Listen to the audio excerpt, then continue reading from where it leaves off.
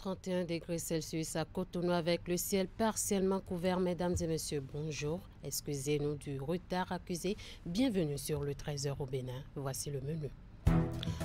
Le ministre de la Justice, Yvon Detchenou, a répondu au nom du gouvernement à la question orale du député UPR Lafia Oumarou sur la réhabilitation du palais de Niki et de la construction de l'arène de la Gani. C'était hier au Parlement béninois à Porto-Novo.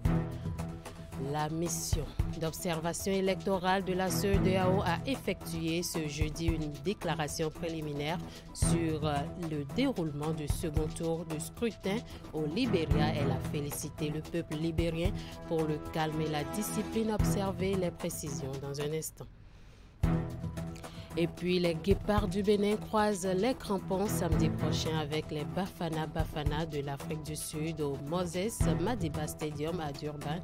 Un match qui compte pour la première journée des éliminatoires du Mondial 2026. Retour dans ce journal sur les séances d'entraînement des guépards du Bénin. À nouveau, bonjour. Le gouvernement était ce jeudi à la barre parlementaire pour répondre aux questions posées par les députés, notamment la question du député UPR Lafia Oumarou sur la réhabilitation du palais de Niki et la construction de l'arène de la Gani, un projet pour lequel le gouvernement est en train d'investir plus de 5 milliards de francs CFA. Suivez ici les explications du ministre de la Justice, Yvon Detchenou, qui représentait le gouvernement et les appréciations de l'auteur de la question. Il est au micro de Emma Rodono. Le projet de construction du palais royal de Niki et de l'arène de la Gani a été inscrit au terme des projets du programme d'action du gouvernement. Ce projet s'inscrit également dans la cohérence globale de l'action du gouvernement en matière de conservation du patrimoine culturel matériel et immatériel, de maîtrise et de réappropriation du narratif sur le Bénin et par conséquent le développement touristique. Ce projet vient substituer le palais royal actuel qui paraît trop petit pour permettre un fonctionnement satisfaisant des rites du roi, également pour l'accueil de la fête de la Gani et pour accueillir dans les conditions décentes l'ensemble de la famille royale. Le coût total du projet est de 5 354 762 857 francs CFA et ce budget est entièrement pris en charge sur le budget national. Le délai d'exécution est de 16 mois. 16 mois qui ont commencé à courir du 10 mars 2023 et qui vont s'achever au 9 juillet 2024. J'ai été impressionné par le montant du projet ainsi qu'aux différentes infrastructures qui sont en train d'être érigées. C'est pourquoi je voudrais, au nom des populations de la commune, des populations de l'aire culturelle Batonou-Ebo, remercier le président Patrice Talon et son gouvernement. Merci pour le fait que ce programme qui est en train d'être réalisé date de 20 ans. En effet, les conseillers communaux de la première mandature ont, en décembre 2003, délibéré sur le domaine de 20 hectares devant servir à la construction du nouveau palais.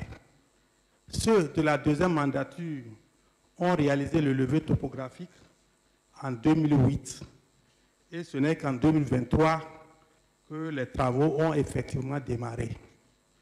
Merci pour le fait que le gouvernement du président Patrice Talon vient de régler une préoccupation qui tenait à cœur non seulement les populations de la commune de Niki, mais aussi et surtout l'ensemble des populations de l'aire culturelle Batonou-Ebo.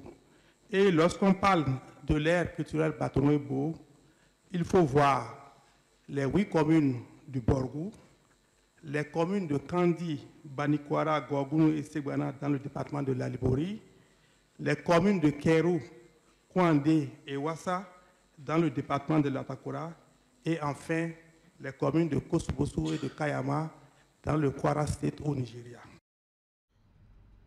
La réponse du gouvernement a suscité des réactions au sein des députés. Suivez ici la réaction des députés Orden Aladatin, Eric Hondete, Malik Gomena, Raouf Sariki et Armand Gansé au sujet de la réhabilitation du palais de Niki et de la construction de la reine de la Ghanée.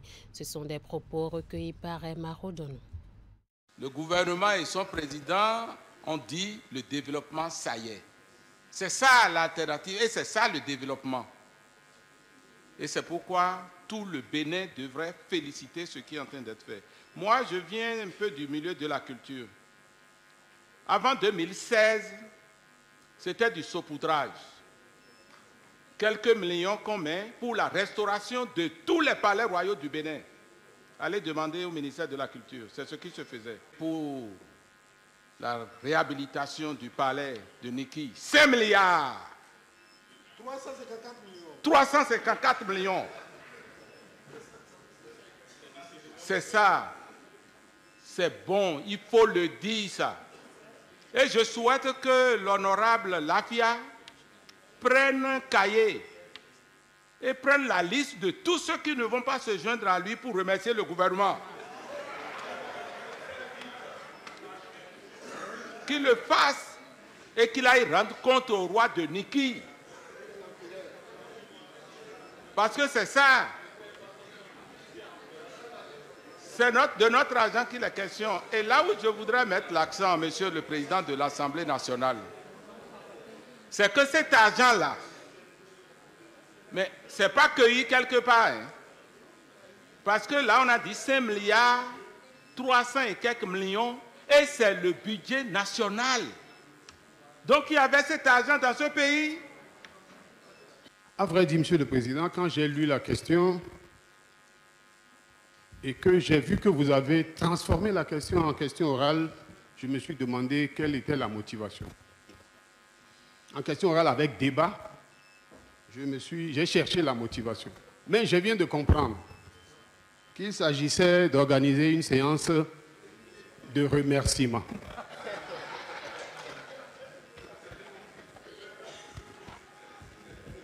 Donc, allez dire que moi, Eric Hondete, je vous félicite et je vous remercie. Je vous remercie d'avoir fait cela. Mais ajoutez que j'ai dit que c'est un devoir, c'est une obligation pour vous de le faire. Il s'agit d'un patrimoine national qui a des impacts économiques, culturels, touristiques. Et qu'un gouvernement le fasse, il n'a rien d'autre à faire que de faire ça. Je suis même tenté de dire que c'est déjà trop tard. Parce que c'est un programme PAG 1. PAG 1, on a fini avec ça depuis. Dans 2 ans, on aura fini avec PAG 2. Donc, faites en sorte que ce palais soit entièrement construit avant 2026. Monsieur le Président, je voudrais féliciter le gouvernement pour cette œuvre immense qui est en train d'être faite pour la culture de notre pays. Ce qui est en cours à Niki mérite que nous félicitons, que nous encourageons et demander d'en faire encore beaucoup plus. Monsieur le Président, et ce n'est pas Niki seul, que ce soit à Porto Novo, que ce soit à Ouida, que ce soit à Bomé, bientôt, dans toutes les régions du Bénin, le gouvernement est en train de poser des actes pour que la culture, ce qu'on nous a enseigné à l'école, ne disparaisse pas. C'est un acte louable qu'il faut féliciter. Et je voudrais, au nom de toutes les populations de la région de Niki, au nom de tous les fils de cette région, puisque j'en fais partie, remercier le gouvernement et dire que c'est un bon début. Il faut poursuivre dans l'effort et que les gouvernements qui vont se succéder vont tresser les nouvelles cordes sur ce qui est en train d'être fait et qui devait être fait, qui ne l'a pas été. Lorsqu'on sait que ce royaume a mis 20 hectares pour ce projet, on pourrait on pouvait intégrer beaucoup d'autres choses, comme ils l'ont dit. Lorsqu'on parle du royaume Bariba, c'est le cheval. Un hippodrome pouvait être construit dedans.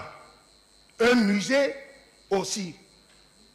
Un hôtel de la Ghana aussi. Voilà un projet mal conçu. On vient nous vanter cela dans la salle. On n'a jamais vu autant de sous affectés au profit de la réhabilitation d'un palais au Bénin. J'encourage le gouvernement à aller de l'avant et à ne pas écouter les gens qui ont accusé tellement de retard sur le développement de ce pays. Je le disais en titre, 48 heures après le vote pour le second tour de l'élection présidentielle au Libéria, la mission d'observation électorale de la CEDEAO a livré ses constats sur le déroulement du scrutin. C'est à travers une déclaration préliminaire rendue publique ce jeudi. La CEDEAO félicite le peuple libérien pour avoir voté dans le calme et la discipline le mardi 14 novembre 2023. Elle invite par ailleurs les candidats, les partis politiques et leurs militants à rester sereins jusqu'à la proclamation des résultats officiels par la Commission électorale nationale. Les deux candidats, quant à eux, sont invités à privilégier les voies de recours prévues par la loi en cas de contestation des résultats. Je vous propose un extrait de la déclaration au micro de Idrissou Boukari et Elvis Tonukwa. The mission notes with concern the challenge that some of the ECOWAS election observers faced in the course of their duty. In some polling stations, observers were not given the required information upon request by the polling agents who appeared hostile to them. These unfortunate occurrences happened particularly in St. Paul River District in Monserrado County. For instance, at the Fiamma Cavalry Baptist School polling station in Greater Monrovia, Monserrado County, the presiding officer flatly refused to cooperate with our teams in providing information despite the observers clearly identifying themselves with their accreditation. Although this is an apparently isolated incident, we felt that it was a gross violation of the established procedures on election day, and we thought we needed to bring attention to it. The mission further notes that notwithstanding few incidents of non-cooperative attitude exhibited by some few polling officers, the polling process generally proceeded smoothly and in a largely peaceful atmosphere. Eligible voters were able to freely exercise their franchise. The mission also commends the Electoral Management Body NEC and their agents or officials for the marked improvement in processing voters while greatly accelerating the voting process. The ECOWAS Election Observation Mission wishes to appeal to all stakeholders, particularly the political parties, candidates, and their supporters, as well as the general citizens, to remain calm and patiently wait for the official declaration of the results by the National Electoral Commission, which is the sole authority mandated to do so under the law. Finally, the mission highly commends the electorate for the patience and sense of patriotism exhibited by them, and would wish to urge the same display of high sense of maturity while awaiting the official announcements of the results by the National Elections Commission. In conclusion, the ECOWAS Observer Mission notes that the electoral process has exposed the Liberian society as sharply divided and requires urgent steps to foster greater inclusivity in governance, social cohesion, and national unity beyond the elections by whoever emerges victorious in the runoff elections. De retour au Bénin, 5 ans après l'exécution du projet régional de dialogue et d'investissement pour le pastoralisme et la transhumance au Sahel et dans les pays côtiers de l'Afrique de l'Ouest, les parties prenantes se sont donné rendez-vous ce jeudi à Cotonou. Pendant 3 jours donc, ces acteurs venus de différents horizons vont passer en revue les différentes actions menées dans le cadre de la mise en œuvre de ce programme en sa composante 1. Ingrid Day et Mofid Sagoran. L'heure est à la reddition de comptes pour ces acteurs venus de différents horizons. 5 ans après la mise en œuvre du projet régional de dialogue et d'investissement pour le pastoralisme et la transhumance au Sahel et dans les pays côtiers de l'Afrique de l'Ouest, ils exposent ici les acquis de la composante 1 du programme intitulé « Mise en place du service régional d'information pastorale ». Le SRIP a pour objectif global de contribuer à faciliter et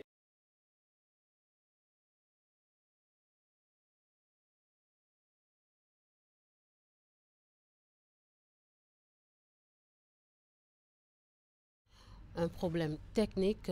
Nous poursuivons cette édition. Le tirage au sort de 2000 jeunes bénéficiaires de la formation durable de la composante 2 du projet d'inclusion des jeunes en vue de l'obtention du certificat de qualification professionnelle a été effectué ce jeudi. C'est dans le cadre d'une cérémonie qui s'est tenue à la salle de conférence du ministère des Enseignements secondaires, techniques et de la formation professionnelle. Suivez le point dans ce reportage de Hugues Vingbe, présenté par Candide Rouheton. 10 069 au départ et 104 578 apprentis artisans à être enrôlés pour bénéficier de la formation offerte dans le cadre de la mise en œuvre de la composante 2 du projet d'inclusion des jeunes. Mais la cérémonie qui réunit dans cette salle partenaires et responsables du projet vise à sélectionner 2000 jeunes devant constituer la première cohorte des bénéficiaires. À cet effet, les candidats sont répartis dans 4 groupes manuels mais également électroniques. Le tirage au sort s'est déroulé en présence du clerc assermenté de huissier de justice. Il y a longtemps, le gouvernement de son Excellence le président Patrice Talon a fixé au rang des priorités la formation professionnelle. Et c'est pourquoi la stratégie de l'enseignement technique de la formation professionnelle a été élaborée et est en cours de mise en œuvre actuellement. Et l'un des projets phares de cette stratégie est le projet d'inclusion des jeunes qui va essentiellement à l'endroit des artisans. La composante 2 du projet d'inclusion des jeunes a pour finalité de former en 2 phases 4000 jeunes pour l'obtention du certificat de qualification professionnelle. Elle prend en compte au moins 20 métiers et cette étape est la deuxième d'un long processus. La prochaine étape, c'est de travailler en fait sur ces groupes d'apprenants qui ont été identifiés, étant entendu qu'ils s'entrent dans un dispositif expérimental qui sera évalué pour voir en termes d'appui technique quels sont les effets des appuis qu'on apporte à ces différents groupes. Mettre sous contrôle en fait la liste des apprenants, quand je dis mettre sous contrôle la liste des apprenants, c'est de procéder à un filtre total et de regarder si c'est effectivement les vrais noms des apprenants qui sont là pour éviter d'avoir des erreurs sur les listes qui sont présentées. Représentant le maire de Cotonou, le chef du 12e arrondissement apprécie l'initiative. Je remercie d'abord le gouvernement et les partenaires, la Banque mondiale, qui ont quand même su financer et organiser ce processus qui consiste essentiellement à travers le projet Prodigue à sélectionner les jeunes artisans et des apprentis et les maîtres apprentis pour suivre des formations. Il ressort du tirage que les groupes d'artisans B et C bénéficieront d'un appui partiel, tandis que les maîtres d'apprentissage et les apprentis du groupe T seront appuyés. Quant au groupe A, il n'aura droit à aucun appui. Si un groupe est déterminé, nous pouvons mettre à votre disposition les bénéficiaires de chaque groupe. Cotonou abrite du 24 novembre au 2 décembre 2023 le Festival des meilleurs instrumentistes d'Afrique sous le parrainage de la mairie de Cotonou et du ministère de la Culture. C'est à travers une conférence de presse tenue ce mercredi dans les locaux de la résidence Céline Hôtel que les organisateurs ont donné les détails sur l'essence de la 8e édition du Festival MIA 2023. Voici le point de la conférence de presse. Le Festival MIA 2023, donc la 8e édition, aura lieu du 24 novembre au 3 décembre 2023 à Cotonou, sur un nouveau site que nous avions choisi, qui n'est rien d'autre que la plage Fidjosé, fin pavé, qui va abriter les manifestations de la 8e édition du Festival des meilleurs instrumentistes d'Afrique. Alors, comme innovation, cette année, nous avons le prix spécial du meilleur orchestre que nous avions dénommé le prix spécial Adepo Yapo du meilleur orchestre traditionnel, en hommage à cet illustre ethnomusicien qui a été pour le Festival MIA le président du jury international. En dehors du prix spécial, nous avons toujours la catégorie, les compétitions classiques du Festival MIA, où cette année nous avons 4 catégories. La catégorie meilleur guitariste solo, la catégorie meilleur pianiste, la catégorie meilleur instrumentiste avant et la catégorie meilleure composition 100% live. Les orchestres ont compétit dans ces différentes catégories. Ils ont été nominés et ils sont prêts pour venir jouer à partir du 24 novembre prochain sur la grande scène du Festival MIA, où les compétitions vont pouvoir permettre de départager les meilleurs qui seront récompensés lors de la nuit des orchestres d'Afrique, qui permettra justement de rendre un hommage mérité à 2 icônes de la musique africaine, à savoir le maestro Bonkana Maïga du Mali et Fifi Fender du Bénin. Au-delà de ces aspects festifs, nous avons également des activités scientifiques où nous avons une table ronde qui va pouvoir parler du thème de la digitalisation de la promotion musicale en Afrique.